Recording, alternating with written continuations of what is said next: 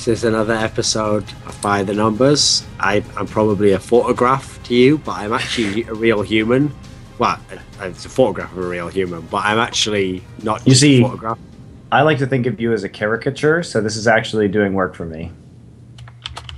So I actually like to think of myself as just a brilliant method actor of the level that like Stella Adler would just be like, I couldn't teach this person anymore. I thought they were this character. And I'd be like, well, Stella Adler, you have ignorantly fallen into the trap many Redditors have. And actually you haven't understood the nuance of who I am as a person, just because I've expressed it through this very limited prism of hating TSM. But I am Thorin. I'm the host of By the Numbers. And my co-host here is MonteCristo, who, you know what, mate? Many people think you are somewhat of a caricature. I believe usually the terms are Korean dick-sucking caricature. Hey. Smug and arrogant and always thinks he's right. I prefer the term Korean fellatio enthusiast. Speaking of which, Monty, for real, obviously, I know you enjoyed the China collapse on some level anyway, just because obviously the Chinese experts were so hyped on it. And I mean, listen, we haven't said much about this publicly because I don't really like people to just get straight bullied. But I mean, Frostgorian did just straight up tell me like 3 months ago that LGD was like the best team in the world and was going to win worlds, and like it was like the level of exuberance was way over the top. But it was even better, Monty, because then it meant that we had this retarded scenario where Korea actually went 15-3 in the group stage. And so the entire region did super well. You had to be enjoying that. I did. In fact, they did exactly the same as they did last year before the Korean Exodus in terms of group stage statistics. The only difference is that instead of KU, the 4-2 team, like Najin White Shield last year, they got second in their group instead of first. So it's a difference, a subtle difference. Aside from the fact that China did go really to shit, aside from EDG, do you actually think that the strength of Korea improved since they were playing domestically only, or were they always this good and people just couldn't quite see? No, I don't think that they were at the time of MSI as good as they are now. I think that the Exodus really did hurt Korea and that it took them time to rebuild and train some of the players to be top tier again.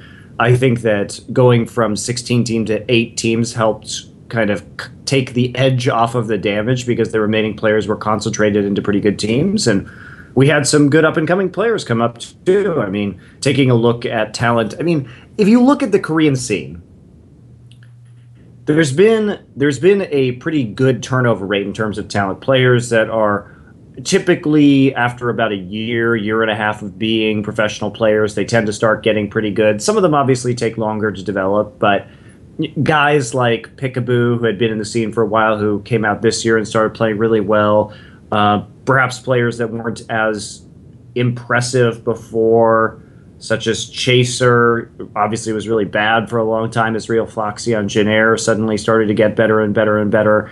And this is a trend we saw. I mean, Deft wasn't really anything for his first year and a half of playing in the competitive scene. And it was only in 2014 that he started to get really super good. So I think it's just a natural progression that we see people just evolve over time, and that's kind of what happened. So now we have arrived at the quarterfinals. There's 8 teams remaining, and we know the matchups, we know the brackets, etc. So for the first matchup, it's the one where as soon as you saw this draw, you realized that in some ways people get to believe some bullshit in the West. Okay, so when at the early beginning of the year they were like, well, of course a Western team could make the semi-finals, because they were thinking naively in their minds like, well, you know, Fnatic might actually be better than KT and KU for all we know. You know, maybe it's only SK Telecom who's better, but actually now a Western team could legitimately make the semi-finals, right, Monty? Well, absolutely, especially since Origin drew Flash Wolves. I think that's a really particularly good opportunity for Origin to make the semifinals, and unless EDG kind of gets their shit together, I think Fnatic can definitely beat EDG. In fact, I would put them as the favorites to beat EDG based on EDG's current set of problems, unless they can drastically alter those in the week that they have, which I think that they have too many problems to fix in a week. So yes, I think absolutely we could in fact see 2 European teams in the semis. What do you think the chances of Flash Wolves Origin going to 4 or 5 games are?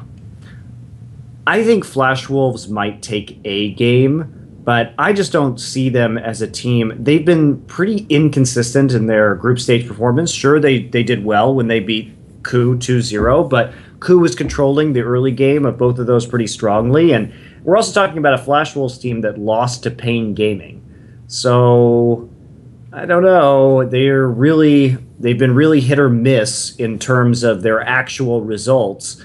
And they haven't even looked good in the early game when they were playing KU, so I find it a little bit difficult to believe that they would perform well at this stage of the game. I think they've definitely exceeded expectations, but I'm not sure how much of that is going to be repeatable. Obviously, the Taiwanese teams have been relying very heavily on Jinx. I think that the Jinx bans are going to start coming in. I don't know the depth of their strategies beyond playing like a poke composition against KU and then playing Jinx. So I'm a little bit skeptical, whereas I think we've seen more diversity out of Origin. So I would put Origin as a favorite here, but we could definitely... I don't think it's going to be a 3-0 for Origin, I'll say that. If I tell you that these two teams have the longest game length of the teams in the playoffs, is that good for Alphadraft? It's definitely good for Alphadraft. Obviously, if you're going to be picking fantasy teams, these longer games tend to result in a bit higher kills. So we have that factor on the side too. Not to mention that just objectively, when we look at these games, when we look at the fantasy points that have been generated throughout the group stage, we now have at least 6 games, right, for every team. For in some cases, for at least just AHQ, we actually have 7 games because of the tiebreaker. And guess who's number 1 at the top of that list? It is NL from the Flash Wolves at over 41 points a game when they have a victory. And Maple is also in the top 5. He's 5th at, what, 37, over 37 points. So these guys are both producing when it comes to these fantasy points. Their wins tend to be drawn out. Their wins tend to be bloody. If they keep playing champions like LeBlanc and these assassins that he saw success on later on in the group stage, they could definitely do some work here. But the problem is, you're saying that Origin's going to win, but they're not so great for points, right? I think Origin will win, but they've been absolutely terrible for points, which is really weird because for most of the EU season, Origin was obviously quite good for points. But out of all of the semifinal teams, SOAS, Mythy, and Amazing are the bottom 3 players. Amazing is bottom, then Mythy, then SOAS, third from the bottom, in terms of points while winning. So, and all of the players are sort of in the bottom 15. Niels is the highest, followed by Xpeke. But this is not a team that's been putting together very good fantasy point performances. Now, how have they been winning then, right? Because they're not getting a lot of kills, they're not getting a lot of assists. Well, they've been winning through clever map play, right? They've been, teleporting around the map, taking these objectives, but they haven't been doing it with a very high amount of kills and assists from an individual basis, as compared to Flash Wolves, which when they win, they kind of get snowballs going by kills and team fights rather than towers or dragons or barons, right? So Flash Wolves is definitely a better fantasy team. If you think they're going to be a major upset here, then Flash Wolves could be some good value. Right now on Alphadraft, there's a MonteCristo's Braggart quarter for all of the quarterfinals together. It's like a 5,000 prize pool. And the salaries for a lot of these Flash Wolves players are very low. Maple second from the bottom. NL is second from the bottom when it comes to salaries, yet both of these players are in the top 5 in terms of fantasy points. So if Flash Wolves win, these guys are likely to be insane value. Being as there are also lots of half-full win tournaments, would you take any Origin or Flash Wolf players in that respect? I think I would fill out a roster with a guy like NL. He's put up so many points when they win that if you have 7,000 to spare and you're going to go for some other high value players here, then you could get a lot of value based on that. In terms of, obviously, if people are doing these tournaments, they're just going to be doing only the quarterfinals, so it doesn't have to go beyond that. In terms of the other matchups, the next one up after that is the SK Telecom AHQ one. Is that going to be a 3-0? It should be a 3-0. And again, SKT, not really the team you want to go for fantasy points. even though Bang has this 71 KDA, the average game length of an SK Telecom game is 29 minutes. So they're closing games so efficiently that they really don't have time to get points. Bang is sitting at about 30 points, and he is the highest player on SK Telecom for fantasy. So in a 3-0, remember, you want to pick the games that are likely to go to 4 or 5 games. SKT, if we just look at their salaries right now in Alphadraft, they have the highest salaries across the board for every position because they're the most likely to win. But when they win, they don't put up a lot of points. It should be a pretty smooth sail to victory, I think, for SKT. So I have to say that these players are probably not going to provide very good fantasy point value. And I don't think they're really going to do you any favors unless there's some sort of miracle where AHQ takes them to 5 games. But at the moment, you don't even think they'll win a game. I don't think they will. What would you say? I mean, it seems pretty unlikely. They could win one, maybe, but the big problem as well is they don't even really have that great a matchup. Like, I mean, I realize to you it's sacrilege, but I could see a world in which Anne could possibly do well, but I don't think Westar is going to do very well against Faker, and then it doesn't really matter how well Ziv does because Bengi's just feeding Marin all game long at the moment, so... And not to mention that Mountain has had very inconsistent performances so far this tournament. And Anne has gone off, but I don't think Anne's going to get Jinx in this series. And Jinx has been a major, major pick for him to do well on and to get a lot of these kills in the late game. If we look at AHQ statistics, Ziv is actually the highest points per game player on that team. And he is currently sitting at 7th or 6th, rather, overall. So he could be potentially a very good pickup for you, but... that would require them actually winning games, and I think against Marin, that's not actually going to happen. So On's been putting up a very good performance, but again, I don't think he's going to get Jinx against SKT, and if he does, it's because SKT has a plan to shut his Jinx down. Whether that's going to be a Malphite coming in from Marin or something like that, I just wouldn't really trust that particular matchup, as it were. It's something that would be, I think, a bit questionable to actually bank on. So the most obvious one this week for me to bet on is EDG Fnatic because the players are very reasonably priced, and I think it's one of the only series where no one can conclusively be like, well, the team I think will win is right, and you are an idiot if you think the other one. I think it's pretty, you can make a good case for both teams, I think. So which players are you feeling from this matchup? Yes, you could. I think then there's also something to be said for the KT-Ku matchup because I think it's KT-sided, but remember the last time these two teams faced, which was relatively recently, it went to a full 5 games, and I doubt we're going to see a 3-0 sweep from KT here, so it could be 4 or 5. But based on EDG and Fnatic's performances, I think this is actually a very volatile matchup. Sure, you have reasonably priced players, both Fnatic and EDG are toward the middle of the pack when it comes to, pretty much all their positions. They're kind of in the middle of the salary rankings. But here's the problem with this matchup. I don't know what EDG is going to do in the off time because they've had so many problems. If we look at EDG, they've got incredibly talented players, but they're playing very poorly around their top laner, which is really hurting them in this meta. They're not lane swapping well, and they were losing in 25 minutes to SK Telecom. It makes me think that Fnatic has an edge going in here, and I would predict Fnatic 3-1 or Fnatic 3-2, because I don't think that EDG can fix their stylistic problems in time, and I don't think Amazing J is playing well. That said, Huni's had some really off games, and when Fnatic, they come in with a really polished strategy. Like, for example, on day 2 of the group stage, their day 2, we saw that they came in and they had this 80 Kennen strat with a couple carries in the mid and top lane. It was looking really sharp. Then Kennen is banned, and they go into a nasty brawl against AHQ, and they don't look anywhere near as clean. And Fnatic in a best of 1 was able to 18-0 the regular season, but when they got to best of 5s, full 5 games against Origin, full 5 games against Roccat. You know what I mean? Or Origin went full 5 games against Roccat, but full 5 games against Origin.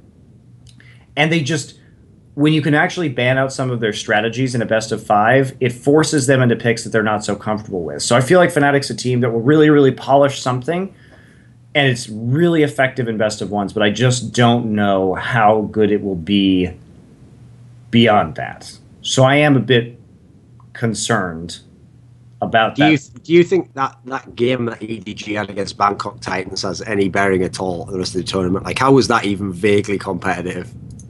I think they played really badly, and again, it comes back to EDG's early game and their lack of priority around the top lane and their lack of comfort with this meta. We're not Amazing J just looks like he doesn't know how to play with his teammates, and his teammates don't know how to play with him. So it gives me a big cause for concern. That said, even though EDG lost very convincingly to SKT, when we talk about fantasy points, Deft is pretty high up the rank. He's about 9th right now. So when he has a good game, he definitely gets going. When EDG gets rolling, Deft, Clearlove, and Pawn put up a ton of points. That's kind of undoubtable. I would not take Amazing J. He's in the bottom 5 for obvious reasons because they throw him to the wolves every game. So when EDG win, they tend to win big. They tend to win bigger than Fnatic did. Fnatic is much more of an objective-oriented team right now. At the top of Fnatic is Reckless, but he's still like 20-plus into the rankings of fantasy points, and he's the highest at like 22. So everyone else is below him, so they're not actually putting up that many points even in their victories. It's a little bit... it's just, there's nothing that really feels good to me about this matchup. Don't you think the next matchup's worse, though? Because the problem for me with the KTQ one is, I've yet to find... Here's the thing. On the Fnatic EDG one, each person who thinks one of the teams will win can give me like a coherent and consistent reason as to why that team will win. I can't think of a single coherent reason as to why either of these teams will win this matchup. Like, just think through it all. So last time they met, it went to 5 games, but the 5th game's a blind pick. We don't have blind pick anymore. Yep. Now they're meeting.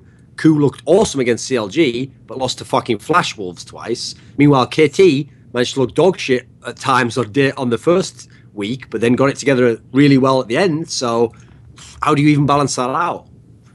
And not only that, you have other problems too, such as, okay, what are the strong matchups on these teams? Well, Someday and Smeb are both super good, and they happen to play the same position. Kuro and Nagne, Kuro's had a better performance, but Nagne stepped it up in the second day of competition. So, but mostly these guys just sort of farm in the mid lane. They're not really big 1v1 threats or anything like that. You have... I mean, the most confusing one for me is support, because obviously you've got Peekaboo, but then again, we've got Gorilla, who actually beat Afromu, who's better than Peekaboo, so you can balance it out like that, you know, but at the same time, Gorilla isn't a top 20 player, so, you know, I'm trying to follow, like, all the helpful information I'm being given here. It's hard to weigh it up, though. It is hard to weigh it up when you put it in that perspective, but the support position is another one that is confusing. But Thorin, what we can say is that both Ku and KT put up a shit ton of fantasy points. Arrow and Someday both are tied for the highest number of kills in this tournament besides An, but An had an extra game. So An ended the group stage with 7 games instead of 6. He had 38 kills. Someday and Arrow had 37 apiece, so just one below, despite the fact that they played one fewer game, and they both ended in the top 5 of players. Kuro is number 2 when it comes to fantasy points at over 39. So Prey and Smeb are like 7th and 8th right now. So all of these teams, both KT and Ku, have been getting a shit ton of fantasy points. And we should see some really, really bloody games here. Another interesting statistic, here, let me pull it up real quick. Another interesting statistic, especially for Ku, is that in the first 15 minutes of the game, Ku has been getting 3.2 times as many kills as their opponents. So they're 32, 10, and 69 in the first 15 minutes of the game. Okay? Ku is 2.25 times their opponents at 27, 12, and 50. These two numbers are the 2 highest kill-to-death ratios in the first 15 minutes. So both of these teams are very explosive early. They like to get a lot of kills, and that's really driving up their fantasy statistics. So you can say we don't know a lot about these teams, but come on, it's probably not going to be a 3-game series here, right? Coup at least will have something surprising to pull out. I mean, the thing to me is they're both quite similar across the board. I think the strengths are almost the same. So it's actually very difficult to know who will win because, for example, the past told us Coup was supposed to be the really good mid to late game team fighting team, but they're being way better early game at Worlds now. Meanwhile, KT's supposed to be like feed someday, let him carry the whole game. But is that going to happen when he plays against Smeb? I mean, in the past, him and Smeb basically go like game for game. Like one has one game where he goes off, the other one goes off the next game. So I think the key thing with this one is you should definitely take some players from one of these teams and basically from both of them. You want to take both? Yeah. Just double up. Just double up. And here's the thing, because I have a rubric for you. You want to know what it is? All right. Okay. Take Kuro. Koreans. No, take Kuro because he's the second highest fantasy point player well ahead. He's been having a good tournament, much better than Nagne so far, right? Nagne is about 10th right now, but Kuro is second in fantasy points while winning. Take Kuro, take Arrow, take Sunday, right? These are all very high players. Score right now. Where is Score when it comes to points? He's actually not doing so hot. Yeah, he's pretty low, actually. So you should take Kuro, Arrow, Sunday, Hojin, and then you're going to be pretty good. And then Gorilla and Peekaboo are neck and neck. So pick your poison. But I think that if this series goes to 5 games, based on what we've seen already, and I just gave you those statistics for the early game kill-death ratio, like the kill-death ratio at 15 minutes. Both of these teams have the highest. So we're talking a ton of kills, a ton of action before 15 minutes for both of these guys. So just kind of cherry pick the highest fantasy point players on both of these rosters and see if you can make it big in a tournament if it goes to 5 games. It's definitely a viable strategy right now. Even taking 1 or 2 players from each of these teams, I think will yield results because I don't know what shape Fnatic and EDG are going to be in, and there's kind of an outside chance of a 3-0 right there. I don't. I think that the least likely 3-0 is quarterfinal stage is KT versus Coup. What do you think? Wait there a sec. Was I the only one getting lag there from Monty? Was it just... I think we're getting some lag. Okay. I think we heard what you said. You said like that Fnatic versus EG could be a 3-0, but the least likely 3-0 was KT versus Coup. Yeah, what do you think? I mean, if you just had to pick which is the least likely to be a 3-0. I actually think Fnatic and EDG and KT and Coup have no chance of being a 3-0 for anyone. Like, I just don't think with the way those teams match up, that'll happen. Even if EDG was total shit, I think they'd still be able to win one game because I think Fnatic's convincing enough across the board to close out the whole series. But I do think it's super likely that KT Coup's going to 5 games. Like, I think that's a very, very difficult one. Who do you think actually is your favorite there? Who do you think I would take KT, but not confidently. And I honestly think for the purposes of fantasy that it's not likely to matter particularly much because, like I said, both of these teams have huge fantasy point totals. So probably the difference if it goes to 5 games is going to be relatively negligible. But I guess I would slightly favor KT. But at the same time, I look at Kuro here and his salary for the mid lane, and he's 3rd from the bottom, yet he is 2nd overall in players of points while winning. So even if Kuro only wins 2 games, he may get more points than Nagne overall. Because the only thing that stops me thinking Cool win is those Flash Wolves games they had, because those are just like, it just boggles my mind they could lose twice to Flash Wolves. But otherwise, the thing is, whenever Coup does win, they just look so slick. They just look like, wow, these guys know exactly what the fuck they're doing. Exactly, right? They play so well. And they've got so many good players. And also, usually, the way I usually bet against Coup is when there's like a really good mid laner who's going to go up, and like maybe Koro can get fucked up. But like, thankfully, Monty, I've never been on that Nagne hype train. I hopped off that baby right after semi-finals of Season 3 Worlds. Season 3, you're done after that. I was done after that, so thankfully he's proved me right many, many times till fucking Peekaboo came and saved his ass from obscurity. But I just think that has to go 5 games. If any series was ever going to, that looks like a classic, as all the markings of it. I think it looks really good myself, and I think that could be... I think everybody's thinking that's probably going to be the best quarterfinal matchup, although EDG versus Fnatic could be really good too. The other ones, I just kind of expect Origin to 3-1 in the first one. I think SKT will 3-0 if I had to guess as to the most likely score. It's possible HQ takes a game. And then EDG versus Fnatic, no clue. I agree with you. I don't think that's going to be less than 4 games. Just because even if EDG does shit, one of those games, like Deft is going to go off and just kill everybody on Fnatic. And Huni's going to have a bad game or whatever. You know what I mean? I don't think that one's so clear-cut that Fnatic wins, though. I agree with you. Like I said, it totally depends on which EDG shows up because they've had a lot of problems, but I don't know how fast they're going to be able to fix them. Also, I realize this is sacrilege to everyone who's riding those fucking narrative hype trains, which, by the way, a couple of those are crashed and are in the ravine right now, like the CLG and C9 ones, where it's all about coaching and mentality and shot calling. But even though people think Fnatic have the most wonderful coaching in the known universe, I think EDG's coaching is better. So I can't wait to see what they've done in the meantime from the group stage to now. Because, yeah, they did look retarded against Bangkok Titans. I can't even believe that was like a real game from someone who's a favourite for the tournament. But I think they will improve when it comes to the playoff series, and they have a best-of-5 strategy in place to play Fnatic. Because we have seen, if you take away certain champions from Fnatic, you can definitely make them uncomfortable. I mean, Huni's a great example.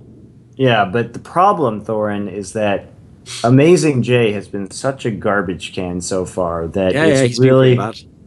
And part of that is his team. It's not just him. It's part of it is his team doesn't know how to play around him. And you look at some of the mistakes that they make in lane swapping against SK Telecom in that first game where they basically just lost the game right from doing that dragon. Or you look at the second game against SKT where Clearlove just randomly ganks bottom lane at level 2, and then Bengu just walks into the top side and dives Amazing J and starts feeding Marin on Darius. And you're like, what the fuck is EDG even doing? So from these kind of basic errors make me wonder if they know how to play in the current meta. And that's why I'm worried about EDG. Because I don't know if they actually are able to fix these mistakes because conceptually they are so off right now. And they don't know how to play around a carry top laner. Because if we think back to their MSI performances, it was basically like gank bottom lane all day, gank mid lane a little bit, never gank top, just let Koro sit there. They had a super self-sufficient top lane, so it wasn't needed. Yeah. But you can't do that in the current meta with a lot of these champions. You have to have a better formulated plan for the top lane. And Amazing J hasn't really shown much individual skill. He's also been just thrown under the bus by his team a lot of the time. So I don't really know what their plan is or how good Amazing J is. Because even if they start playing around Amazing J, there's no guarantee that he's going to be able to carry to the level of a player like Marin or Huni or Someday or any of these guys. So I don't know, man. They make me super nervous right now. They have a lot of talent. It's just like you see so many flaws in their macro game and you start getting really worried. Thing is, though, if they can survive to real team fights, like full group team fights, I think they can win games. Now, my biggest concern is what happens in the first 15 minutes. Yeah, but that's a pretty massive concern considering that they've been getting just absolutely shit stomped by SKT, right?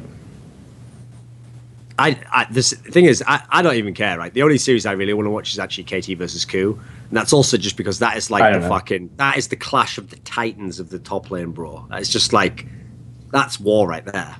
I can't wait for that. That's going to be awesome. KT versus Ku. Oh, it's going to be great. That's the two best top laners going head to head. See, I'm allowed to say that one, because technically Najin aren't even in this tournament, so I don't have to trigger you any further. It's just, these are the two best top players, Money, playing now in this game. But no, that'll be an awesome series, I think. Yeah, I think it's going to be really, really, really, really good. I mean, so far, Someday was obviously the best top laner in that Group D, where everyone was raving about how good all the top laners were, except Dyrus. That's right, guys. He's not dead. He's just still a not very good international player who now no longer will be playing internationally. So light a candle for that one, I guess. It's not even someone insight, but I'm just throwing out shots anyway. Well, we haven't had somebody insight because you've been so busy. Yeah, that's the reason why, mate. Anyway, if we told people the real reason why, mate, you'd be hated worse than me. Don't worry about it. So, anyway, let me ask you this then.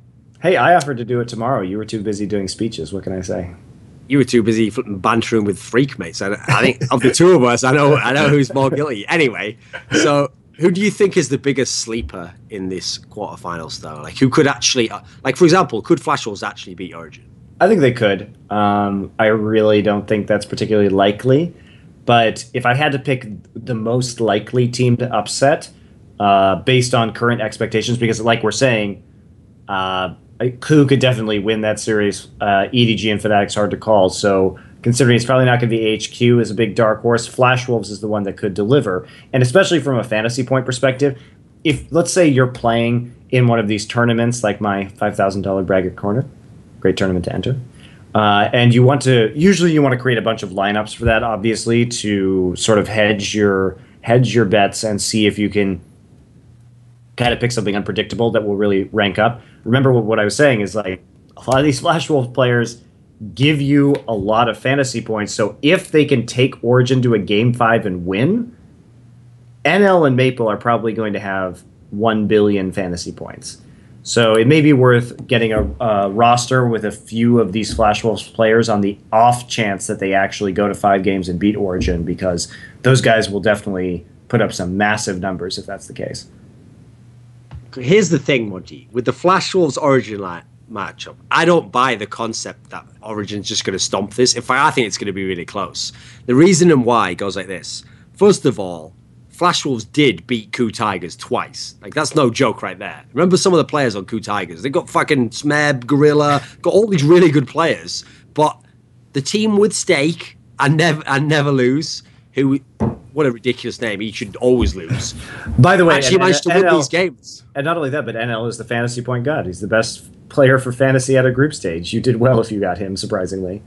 Meanwhile, over on the Origin side, let's just go ahead and pop that bubble from that first week where all those EU fans were riding that fucking wave of like, they're 3-0. Oh yeah, because those were all super convincing games, weren't they? Let's all pretend those were all... That's the biggest problem with League of Legends, Monty, is that you don't have a proper scoring system in the game because no one really looks at kills, and kills aren't representative of how well you did necessarily. So as a result, it just says you won 1-0. So every 1-0 in the universe is counted as equal. So it's like, well, I won 3-0. Wow, you must have totally stomped the group. Well, no. The difference is, if it was maps, like in Counterstrike, okay, if I win all the maps 16-13, well, you know those were super close games. Whereas if you win 16-2, you stomped them, you know. Don't you think that, like, they won one of the games with the fucking retarded back door? Like, that's not some convincing win. Let's be real. To be fair, in League of Legends, we do have things like game length and kill score to show that things were close. So it is similar if you take a little bit deeper dive. It's but I'm saying quite so extreme, is it? The way it was presented was as though, like, they'd cracked the code on week 1, you know, and that's why they 3-0'd. Like, I don't know. There was still some flaws. I mean, there's a reason why they had such a high game length. They're still not super duper good at closing out, even when they get those advantages. No, that's why they're so great for fantasy points, right? Except and for they Origin. were the team where, everyone loves to bring up how they 3-2'd Fnatic. Yeah. And then what happened in that regionals? They weren't just cruising by everyone, were they? It can go close with everyone. So the key point to make here is, Origin, when they play well, are a good team, but they could also fuck up and give games away. Flash Wolves inexplicably can win games. I think that right there is the little recipe for at least one game for Flash Wolves. Sure. If not some excitement. I would agree with you. And also, I think that Origin slowed down. So XPK was looking really good in the first week of competition. But in the second week, his teleport Orianna he made some really weird choices. He shouldn't even have taken teleport on Ori. He should have taken cleanse or a defensive summoner in some of those games, because he did nothing on the teleport and then just died in lane as a result of having it, and instead of having a defensive summoner. So I'm a bit concerned that XPK only had time during this boot camp to like practice Ori and Twisted Fate, and maybe he won't be quite as good or as deep on his champion pool. Meanwhile, Maple really ramped up, I felt, as the group stage progressed, and he finally got on some of those assassins that he's known for, and he looked super good. Like, I also really feel like people have done their own classic thing that they do, Monty, which is that when a team loses, they shit on that team and say, this team's trash. But then later on, when that team wins, if the original premise for that team was that they were good, it's like, well, of course we lost, they're good. Like, explain this to me, fans of Origin. Remember how dog shit China is and LGD is and how they're total trash? Then you've got some explaining to do, haven't you, for that game where Lord Flame popped back in after being inactive. It's like, all right, Soaz, I remember you used to play you before. Time for some more of that. And I was watching that, Monty. I was enjoying that. Really? Is that why Flame was on your top 20 of players at Worlds and Soaz wasn't? Play, mate. Didn't know. Unlike everyone else, I was reasonable. I'm surprised all Esports didn't just put EasyHoon in the top 20. Like, if he does play, then he would be the best player on his team. Like, should have used some logic like that, shouldn't they? Because technically, he had bad fantasy stats, actually, because he only played like one game or something. So it's true. He had good... In fact, Monty, EasyHoon has better fantasy stats than Faker. He's the best Alphadraft player on SK Telecom right now for the mid lane. So... Well, what can I say? That's irrefutable evidence of EasyHoon's dominance. In the world of Alphadraft, maybe he would just be making mad money, mate. He'd be all... You know what's funny? Maybe EasyHoon will play and continue those statistics. I don't even know who's playing against AHQ. They don't actually have to reveal their roster until, I think, 24 hours before the game, so we're not even going to know probably till sometime tomorrow. By the way, I will say, if Coma actually pulls like a LCK Spring Finals and just starts EasyHoon, and not until you beat EasyHoon do you get to play Faker. First of all, I'll probably make like another video about how he's ruined esports again. But secondly, that would also be baller. I wouldn't be able to lie. That would be like the gangster thing ever. It's just like, yeah, with Easy you without even playing Faker. I think he might actually do that, knowing him. It would not surprise me if he was playing at least in the first game against HQ. I mean, even just for the fact that one thing I will give credit for, I don't like that obviously from the grounds of you're not playing the best player, which is kind of part of what we come to see, you know? It's almost like if you go to see some huge sports game in America where you're paying also to see the star play, and that's like a big part of the concept. But I do think actually in a way you can obviously get a massive advantage if you can play game one, totally see how they're playing, totally see what they're doing without even revealing anything about how your mid lane is going to play or what champions is even going to play. That is kind of a ridiculous advantage if the occasional time you get to use that card. Yeah, and if you lose, you can always just change it up, right? So, not that I think, and here's the other thing, is that if they were going against Flash Wolves and it was Maple, maybe, but, I mean, Westor is just, he's not very good. And so... He's top 20 player in the world, Monty. He's not in anywhere, man. He's not he keeps, like, blind picking Fizz and Twisted Fate, and I think EasyHoon can handle that pretty well. You know what I love, Monty? I figured out who Westor is. Are you ready? Westor is Pawn, but without even the counter picking. He just blind picks that shit. So, Pawn will go off completely in one game, go mental on some assassin. You're like, wow, what a sick player. But then if he just blind picks the wrong time, it's like, that's game over already. No, he's Pawn before Pawn got good.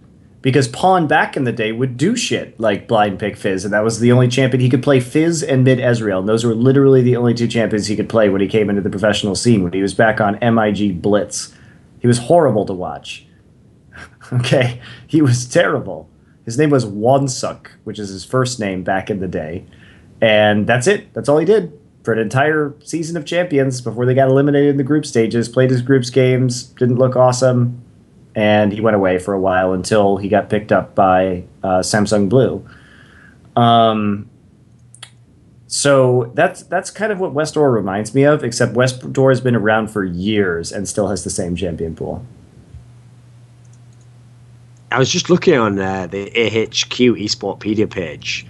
First of all, in Taiwan, apparently, they just do the same shit as China, where they just change their names all the time. So there's some ridiculous names here, Monty. Like, they have a former player whose name was actually Trix, but spelt with a Z. I just thought I'd tell you that just to trigger. So, but he actually changed his name, though. He changed his name to Lat. That's who that was. And then there was another player. He had an amazing name. His name was Ho Hot Dog, and he changed his name to K, just the letter K. Brilliant, isn't it? Like, I just love that scene, mate. Imagine if, like, Double F tomorrow was just called, like, Bean Sprout or some shit. That's just two, number two. So it's brilliant, isn't it? You can't beat it. You gotta love the Asians, mate. Well, I know you do in many ways, and I do as well in some ways. So, got to the bottom of something there. I'm glad we're both in this together, Duncan. Exactly. I would change my name just to you with an umlaut. That way, you wouldn't know what to call me. You or umlaut. Well, I'd never call you by your name anyway. We wouldn't have a problem, would it? You notice, that's actually a weird thing that not a lot of people notice, Monty, is that aside from on talk shows, when I have to actually refer to people by their name so that people know who I'm talking to, in real life, see if you ever notice this, if I'm talking to someone one-on-one, I never use their name ever. Why is that? Because I just talk right to the person. Like, I kind of just like, communicate with them mind to mind. I don't think of them as just this social construct, Monty, of just a person with this label. I'm just talking like soul to soul. You know, it's an exchange of free thought. See, when I talk to you in person, I just get the opinion that you're mostly just talking to yourself and that I am merely a sounding board for your own ideas to be bounced off of. Yeah, I mean, I don't want to make out like I was overly influenced by playing point-and-click adventure games and RPGs as a child, but I do mainly think of people as like a vehicle to advance the plot. And I know you do. It's fine. So that's why I assumed you didn't use other people's names. There you go. It's that as well, because, you know, this is just another NPC bartender here, so it doesn't really matter. That's not the important part. How do I get to the next part of the quest? Exactly. I've never felt any kind of sense of actual friendship from you, merely that I am an intellectual exercise for you. But by saying all the correct things, or incorrect at certain times, I've successfully navigated my way through the game, where I'm now making sick Alphadraft script. We've got our own spin-off show. It's like when they made Majora's Mask after Ocarina of Time. We've got an extra game, Monty, where we make even more money from all the suckers who watch the original thing, like they bought Ocarina of Time, brilliant game. We've got like a spin-off that's not quite as good, but we're still making the sick Skrilla for the royalties. So I think it's worked out for everyone. I feel fine about it. That remains to be seen. What would my name be if I changed my name? Let me think.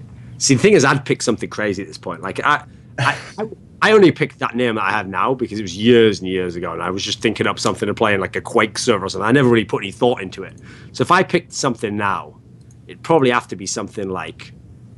Depends if I was going to pick it in the modern day. It'd probably have to be more in line with my modern persona, where my persona is to trigger people all the time. So it'd be like. Probably just like you got triggered ? It's the most obnoxious name. It'd be brilliant, wouldn't it? You got triggered. Maybe just the letter U. Yeah. But all one word. There'd be no spaces even, because even that alone would trigger people. And I'd put like the ease of the triggered as a 3 though. To make it more obnoxious. That's my plan. More obnoxious. And you know why, Monty? Because also then the E's would become numbers. And as you know, my friend, I always do things by the numbers.